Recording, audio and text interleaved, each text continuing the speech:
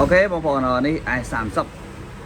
ចំណុចពិសេសសម្រាប់ i30 សម្រាប់បងចង់បានតម្លៃល្អហើយបងចង់បានការ promotion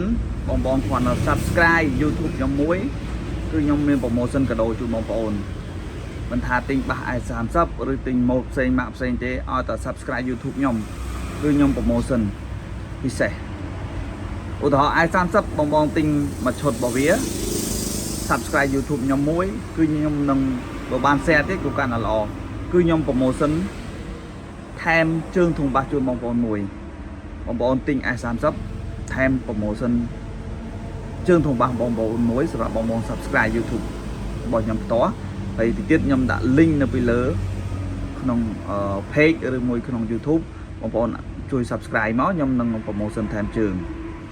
អូខេសម្រាប់ i30 នេះខ្ញុំក៏ប្រាប់ពីរបៀបសេរីដែរសម្រាប់បងយកទៅប្រើដៃថ្មីឬដៃចាស់អត់តន់ចេះសេរីសម្រាប់ i30 នេះកន្លែងនេះកន្លែងសាកភ្លើងបងប្អូនមួថ្មមកចង់យកទៅណាក៏បានសាកភ្លើងមកហើយនេះកន្លែងរុនដោតសាកទៅថ្មវាពេញ4កាំថ្មវាតែ4កាំទេហើយការសេរីច្រៀងinput output នេះគឺសម្លេងចេញ input សម្លេងចូល output សម្លេងចេញហើយរុនកាសនេះយើងចេញទៅបាសចេញទៅសាប់ផ្សេងទៀតហើយរុន OTG សម្រាប់ cover បទចម្រៀងរុន plus AUX នេះគឺសម្លេងចូលចេញទៅបាសផ្សេងបងប្អូនចេញទៅសាប់អីហ្នឹង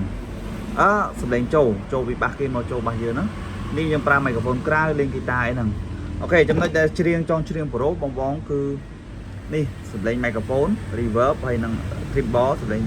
ស្រួយហើយធ្ងន់អញ្ចឹងបងប្អូនសេរីតែប៉ុណ្ណឹងមកបានហើយបញ្ចូលនេះហើយសម្រាប់នេះបងប្អូនកាច់មកទី2ក៏បានទី3ក៏បានទី4ក៏បានហើយសេរី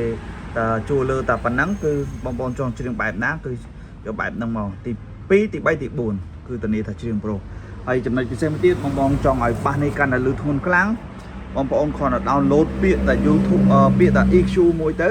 គឺជួយបាសបងប្អូនបានធ្ងន់ខ្លាំងមែនតើ